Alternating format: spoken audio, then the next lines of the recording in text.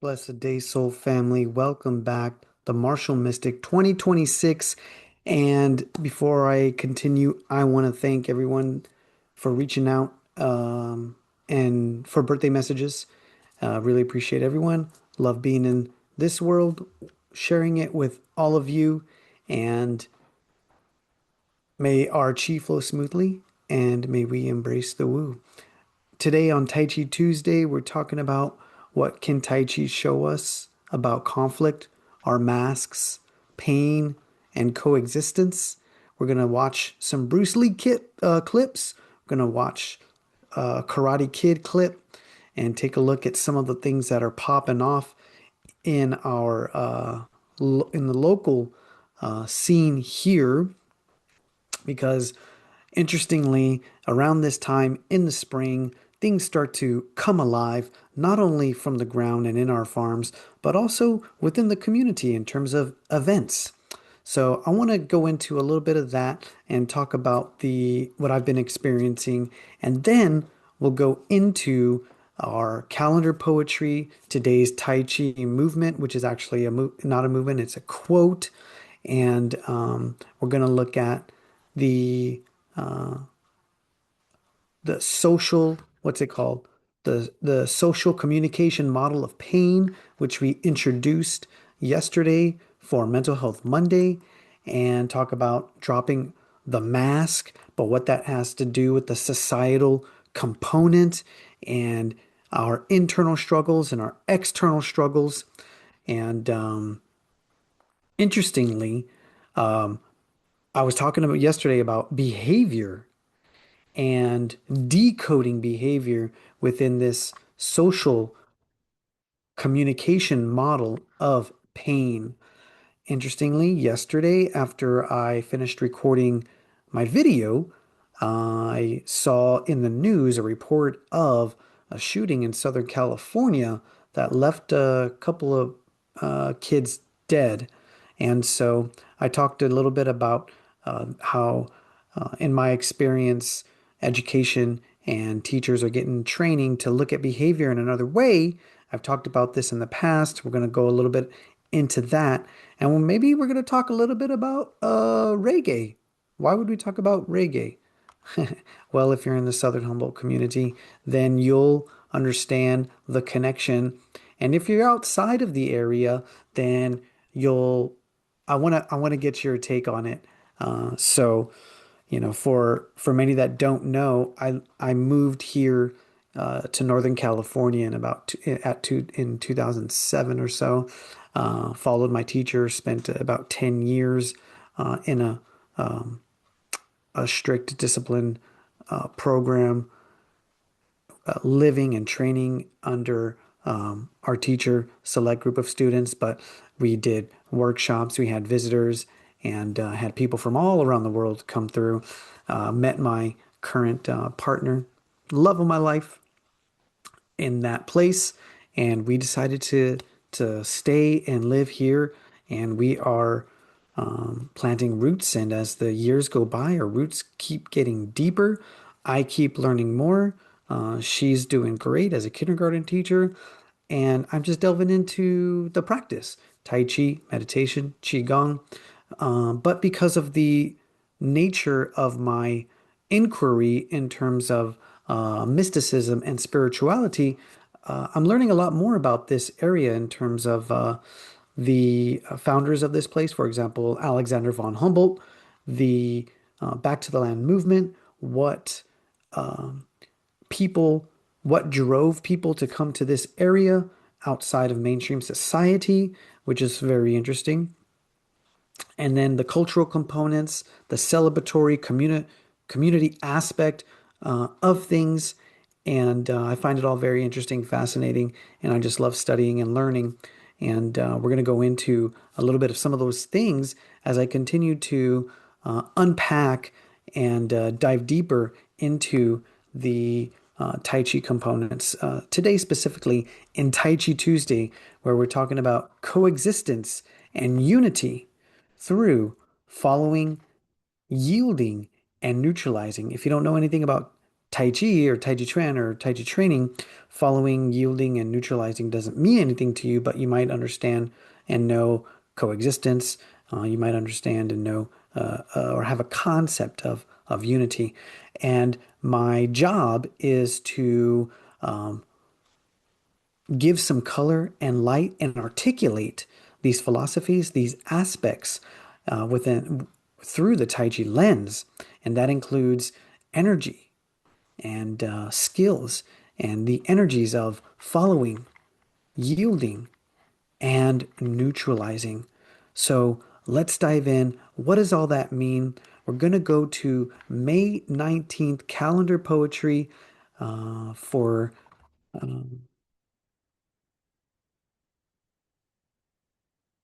today. All right. When the great Tao is abandoned, there is benevolence and righteousness.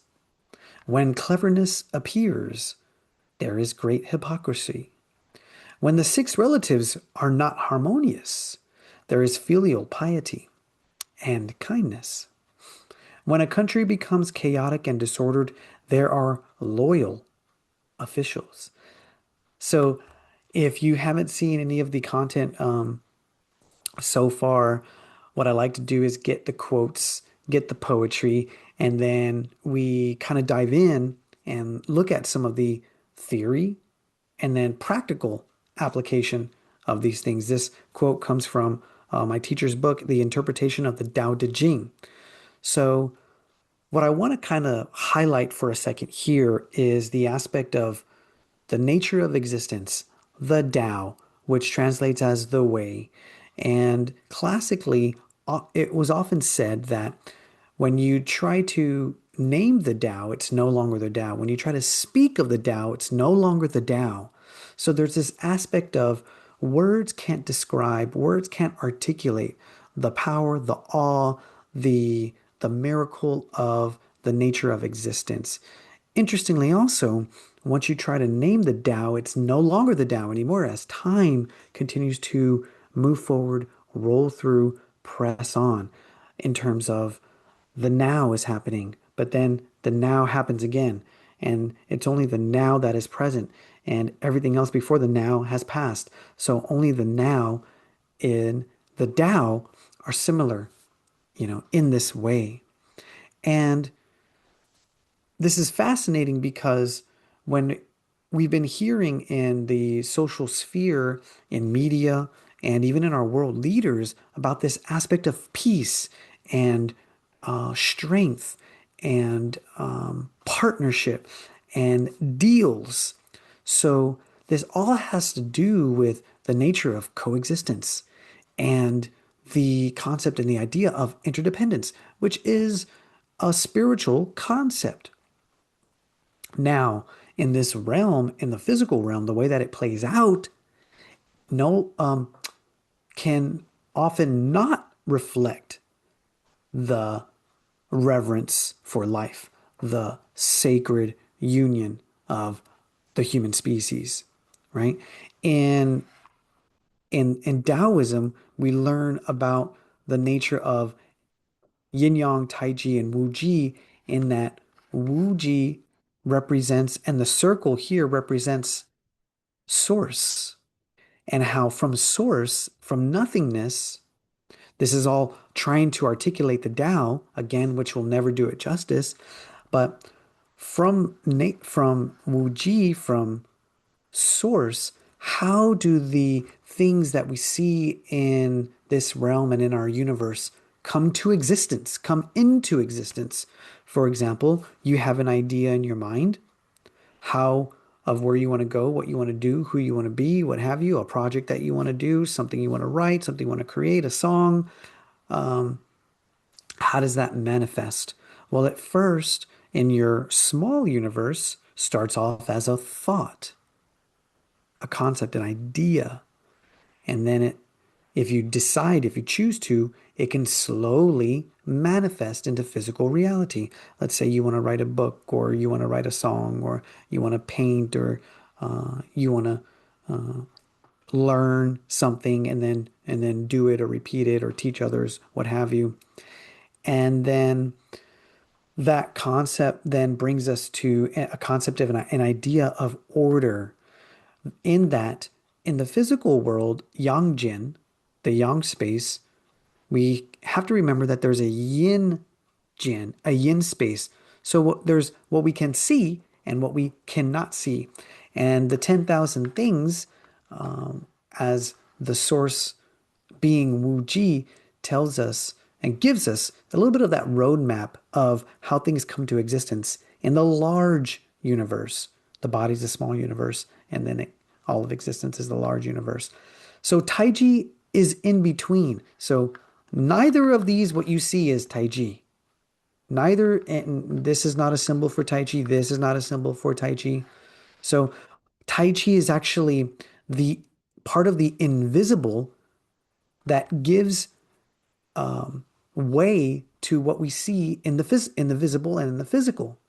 Tai Chi is what gives us yin and yang and allows things to break down. Mother and father to become three kids, and then three kids to become grandkids, what have you. So, what is the symbol of Tai Chi, and why is it important? We're going to get to that. If you don't know, the symbol of Tai Chi is a little bit of this one. You can see the yin yang starting to form, but it hasn't yet. It has this idea of transitionary, right?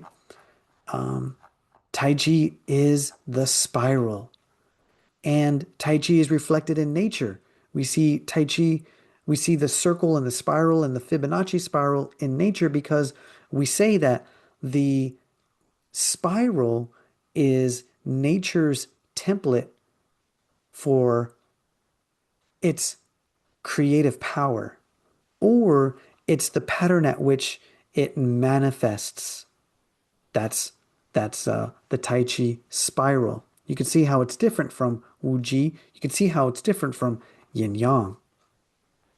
Also very important when it comes to medical Qigong, rehabilitation of structures in the tissue, in the body, because what can happen, what Chinese medicine tells us, is that stagnation builds in our energy body, in our physical body, and that's how illness is and disease can grow and manifest. If your chi can't grow, disease and illness. If you're Here we go. Let's try it again. Ready and action. If your chi can't flow, disease and illness can grow. So you need fluid, a smooth fluid pathway for circulation and flow. Otherwise, blockage happens, and then stagnation occurs. Disease and illness happens with that. What you have to do is use this spiral to break down blockage. This is what we learn in becoming friends with pain, because often what happens is stagnation is communicated to our brains and our minds through the nervous system and through pain. How does the body give us signals when something needs to be addressed, when something's sore, when something's tight, when something's been overextended, when something's broken, or when there's energy stagnation? It does it through pain. Pain is a messenger. So in medical Qigong, we learn to become friends with pain so that we can slowly start within our realm of movement, our and then slowly expand it, right? In terms of physical fitness, muscle tissue, even strength, it's range of motion, even stretching, it's range of motion. When you've experienced a blockage through blunt impact or overuse or chronic fatigue in the body, it tightens. The tissue inflames and it tightens. So you can't stretch it. You have to be very careful. You have to nurture it, right? Interestingly, now this takes us to the societal component. So when we become friends with pain and what happens in the body, we can't blame our body. We can't shame our body or even the messenger, right? We are compelled to look at the message and look at the area so that we can assess it and address it, right? So now where are we going? We're looking at the social communication model of pain, and I introduced that yesterday. I haven't, and this has been a long series that started in February. Okay, so this is the first time I talk about the social communication model of pain, but I've talked about friends with pain and how to befriend these messages and these messengers so as to move through stagnation, improve circulation, and rehabilitate um, damaged tissues and structures in the body so that we can move freely and roam fit throughout the world and liberate ourselves from the stagnation that's keeping us from living full lives. So, what we have to look at though is the component and the aspect of the mask, right? Last week, we talked about spring and the opportunity for spring because spring provides us with the um, notion and the idea of looking at the liver and in traditional Chinese medicine, the emotion associated with the liver. And that is that of irritability, irritation, and anger. We want to look at that because as martial artists from medical Qigong and also martial Qigong, in terms of martial arts, we want the body to operate optimally and be able to operate optimally and be able to activate when needed on a dime. That's that's crucial, a crucial level of health and a manifestation of health and wellness so as to practice and activate our martial moralities. The martial moralities, benevolence, goodwill, service through humility, respect, righteousness, trust, loyalty, will, endurance, perseverance, patience, and courage. All virtues of a lot of spiritual practices, right? Through goodwill. Because yin and yang of everything, right? You could have loyalty, you could have trust, you could have will, also from the dark side of things. You could have courage through the dark side of things, perseverance through the dark side of things, right? But under the intention of goodwill, it changes. It's different, right? Let me take you back and try to draw a little bit of more of the web here, right? When we look at behavior and when we look at, I'm sure you could say that you have been attacked before, right? Whether it's psychologically or verbally or even physically, right? So sometimes you are aware of the attack and it comes at you face, to your face. Sometimes the attack comes from behind you. That's why we have these concepts in our lexicon, like stabbing someone in the back or being stabbed in the back, betrayed, right? These are some of the dark sides of righteousness, of respect, courage, right? It takes courage to act also from the dark side. It takes courage to act righteously from the dark side, but it's not fully bloomed and developed. It's a little void. It's void of what? The goodwill. It's void of the construct and the paradigms of unity, coexistence, interdependence, brotherhood, right? So in Spanish, the word malo means sick, but the word malo can also mean mean or ill-intentioned or spiteful, which means, and which what I've taken to mean is that when the phrase that we use, those who are hurt hurt others. Those who are in pain inflict pain. Those who are bullies have likely been bullied. So this brings us to a consciousness, a framework, and understanding of and the Qigong lens and the Tai Chi lens to look at attack in another way.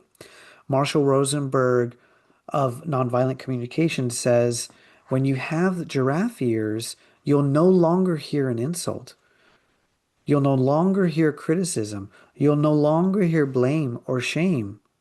What you'll hear is the suicidal expression of an unmet need, right?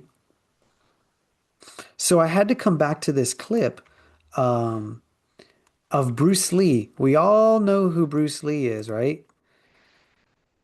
But in this clip, he really helps to kind of bring this concept to light. What are your thoughts when facing an opponent? There is no opponent. And why is that? Because the word I does not exist. So, continue. A good fight should be like a small play, but played seriously. A good martial artist does not become tense, but ready. Not thinking, yet not dreaming. Ready for whatever may come. When the opponent expands, I contract. When it contracts, I expand. And when there is an opportunity, I do not hit. It hits all by itself. What are your thoughts when facing an opponent? There is no Uh, you have to laugh at some of the, the cheesiness of this is the 1980s, maybe even 70s. But there was a big generation that was influenced by Eastern philosophy, martial arts culture, and martial arts actors and fighters, including Bruce Lee. Um, so if you don't know, if you haven't seen the material prior to this, there's a term in there's a term in Chinese martial arts society called wushu, right? People think that kung fu is martial arts or fighting, right? Kung fu just means skill cultivated through time and energy. But wushu is actually a better term for Chinese martial arts. It means to stop the weapon. That's it. But how many of us, when we're attacked, want to attack back and want to get even, become spiteful, right? In Buddhism, I just, learned this recently that ill will can slowly arise and can manifest through you. And what I've noticed is that it happens through, so in nonviolence, they talk about judgment, right? The judgment of a person, a word, and a behavior, right, can start to signal or can start to give life to rigid thinking because judgment puts things and people in a box. And once people are in a box, that's it. They've claimed their fate, you've agreed with their fate. And from there, comparison happens, blame happens, competition happens, and what you find is that escalation starts to happen as well, especially when there's conflict of two ideas, of two people. You see this in the global sphere right now in large countries and militaries. You also see this on other, community microcosms, national microcosms, right, left, homosexual and anti-homosexual, anything this and anything anti whatever, right, are at odds, right? What we could say is, those are aspects of going back to the Tao. going back to the nature of reality. In order to call something one thing, you have to have something to compare it to. So in this Eastern philosophy, you have complements and you have interrelation. You don't necessarily have separate. You would think that left ideology is separate and different from right ideology. You might think that Christian and anti-Christian, or rather Christian and atheists, are um, are are anti and totally different. But in fact, what this Eastern thought and Eastern lens shows us and tells us is that they're complementary of each other, and they actually need each other in order to survive. What we often find is that people take sides and they'll uh, activate others and campaign for their side and their ideology, right? Losing sight of the fact that they are actually two as one. They are actually part of one, and they actually have the same source. So if you can align your thinking to this idea that everything that you see around us and everything that you can't see comes from one source. Here's Tai Chi here, more Tai Chi. The Eastern thought tells us that in the large universe, there's three main powers: heaven, man, and earth. That means all of man is essentially one of a large energy. There's heaven energy, which we're not necessarily, which in a way we are separate from, but we come from the same source. What about Earth energy? What about the Earth itself or planet Earth? Do you feel like you're connected to Earth? Do you have a desire to connect with Earth? Right? Does the do you feel like the food that you eat comes from planet Earth? And so in that way, do you feel connected to Earth? Or do you so these are the questions that we need to ask, right? In terms of this physical experience, we do know that there's more to us. There's more to what meets the eye. We have a sense and a feeling for something that's beyond the eye because we feel more than we see. We can sense others. We can sense the vibe or the energy, right? We all want to have good vibes. We understand when there's good vibes and when there isn't good vibes. Essentially, when humanity in your sphere honors coexistence and understands interdependence and connection, you have a good vibe. If there isn't, then people don't want to come to the table, people don't want to communicate, people start to demonize one another, right? But this is all reflective of cycles, right? There's the morning cycle, the midday cycle, the afternoon, the midnight cycle, the darkest of situations. So you have the darkest of situations and the lightest, the brightest of situations. You have the dark side of you and you have the bright side of you, right? And maybe sometimes it coincides with the sunrise. Sometimes it doesn't. Some people who are nocturnal or night owls, they like to come alive at night. I can remember days like that when I was younger, right? Now as I'm older, I value sleep and health, and so I choose to, do all my stuff in the day when the light is out, and I value sleep, and I value rehabilitation, recharge, and and so I do that, right? But when you look at the yin yang, it's all interconnected. When you take it all in, when you take all of that and spread it out, you basically just have the sine wave, because the yin yang doesn't show us a timeline, time continuing to move on. We talked about when you try to talk about the Tao, it's no longer the Tao. That's because time continues to, that's partly why and how, or a result of time continuing to go, right? So, what I just want to say real quickly is that Wu Ji is this neutral line. We experience heightened states of emotion, low states of emotion, which is real. Well, there's always this line, this neutral line that is there.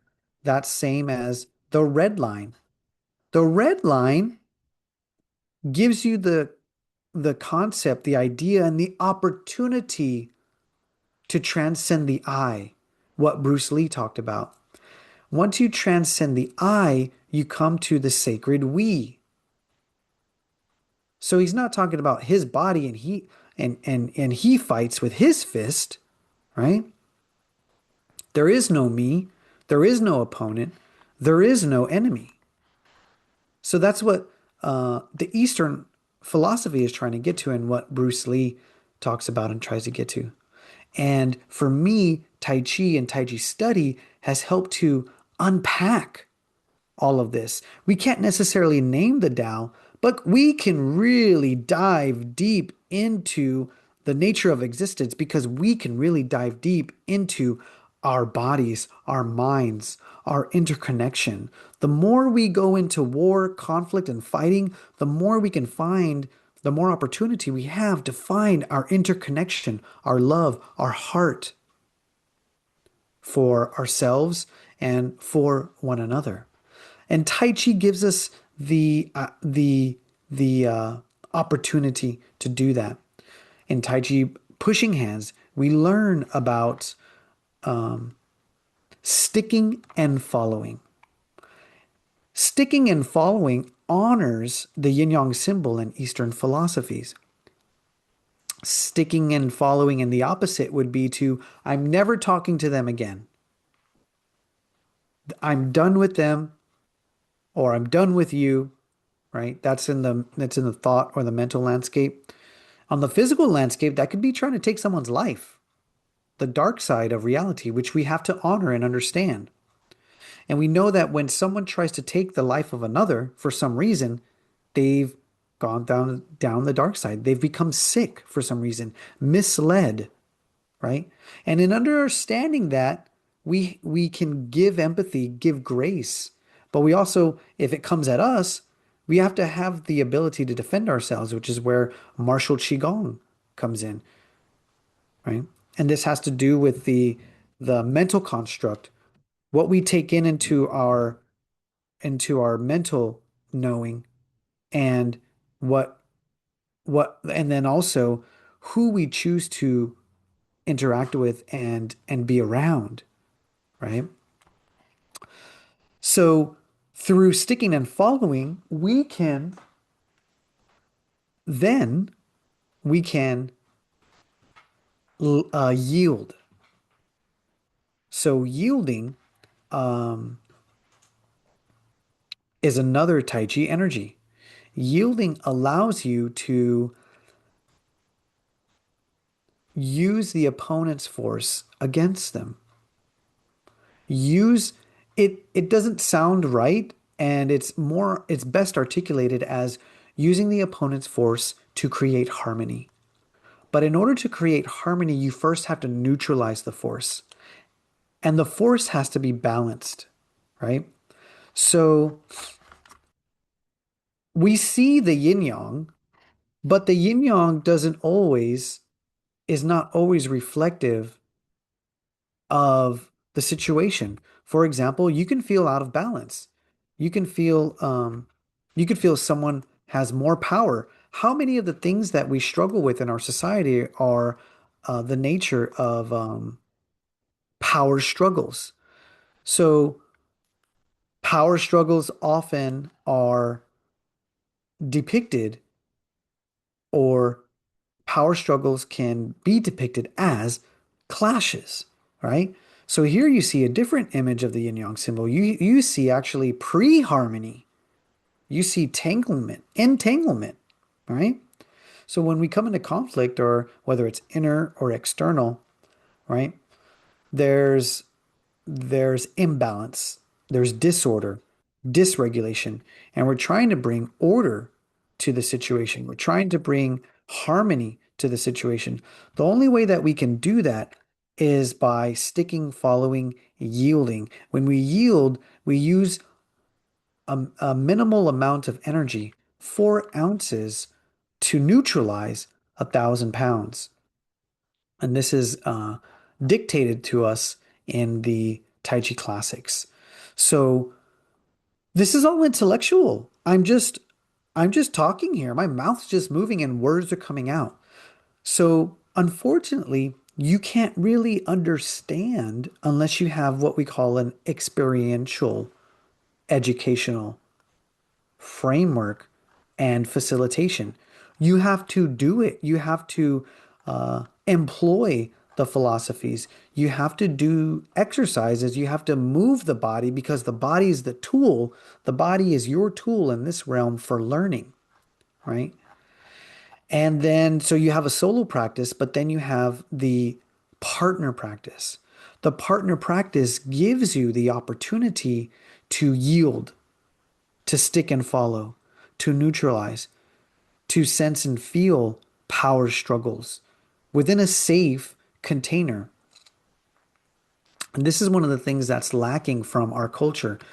We don't teach or not taught to actively hold a powerful presence or even a position of authority without abusing it. It takes moral, righteous virtue to not abuse power. In order to learn that, we have to have the experience of having power and not abusing it, or having a decision making authority and not abusing it. Otherwise, people who get into positions of power, they don't have the cultivated moral discipline, moral compass, or capacity to maintain peace, mitigate conflict, and actively facilitate harmony. This might be what we're seeing in the nature of our world here through and with mistrust of large three-letter agencies, mistrust of large governments, mistrust of people who act in totalitarian ways, people who don't allow for the opposition to speak, people who try to silence or cancel, right? Another place in a space and an activity of power. So this falls into the wellness aspect, and this falls into, especially when we talk about speech and pain and the societal component and the implication of the social communication model of pain. If you don't feel like you can speak, you're going to spin out. You can't, there's no smooth, consistent flow, and stagnation builds, whether it's in the self or whether it's in a small community or whether it's in a nation. You have revolutions, you have revolts because there's a mass population. There's been an energetic threshold that has been manifested to fight against a perceived power structure that is abusing or abusive. That is the nature of growth. The bright side is one person's freedom fighter is another person's terrorist, right? So you have the growth of a terrorist movement and organization that reaches its peak, and for whatever reason, whether they decide to stop or they are stopped, now start to have some sort of decline. You also have governments, you have cities, you have industries that reach their max, reach their peak, and have a recycling, a death cycle. Each of us, our bodies, we know that we will have a peak and then we will start to decline and have a death cycle. Over the hump, right? 40 years, they used to say, over the hump is age 40. So that's what I want to leave you with today. The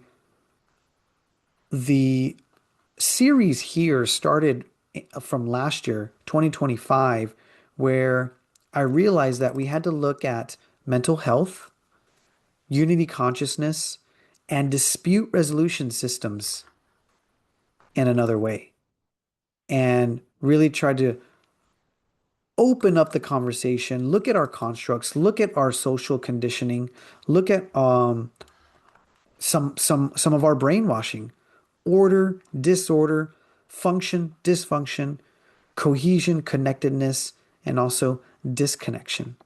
And try to get to an idea and a movement practice that restores order, understands that balance and imbalance are always ebbing and flowing. And in order for us to manifest unity consciousness and honor unity consciousness, we have to have some skills. We have to have some uh, idea of what to do. And that's why I wrote this small book, YinYang Tai Chi, a peace movement, literally. And that's why I created this 6 week course. That's why I created the Tai Chi for Couples course that I do with my partner. And you can see how when we have tools in our tool belt for mitigating conflict, for mitigating misunderstandings, and sticking and following and learning to yield and learning to give and take, then we can play this game of balance and order and function and dysfunction that I think we're all longing for and we're all waiting and hoping for. So I've taken into account all of this and understand that I also contribute to conflict. I also contribute to harmony. I contribute to order and disorder. But what I want to do is learn and keep learning. And if that's something that you're interested in too, let me know. Here's a oh well, I can't show you, but stay tuned because this movement here is going to come out and it spring's been, just popping off, guys. I'll get into some of the events that I've been and I'll share some pictures and whatnot from what's been happening because I've been super busy, but every day coming back for the Martial Mystic calendar series here in 2026. Today, Tai Chi Tuesday, coexistence, unity through following, yielding, and neutralizing. So may your chi flow smoothly and remember to embrace the woo.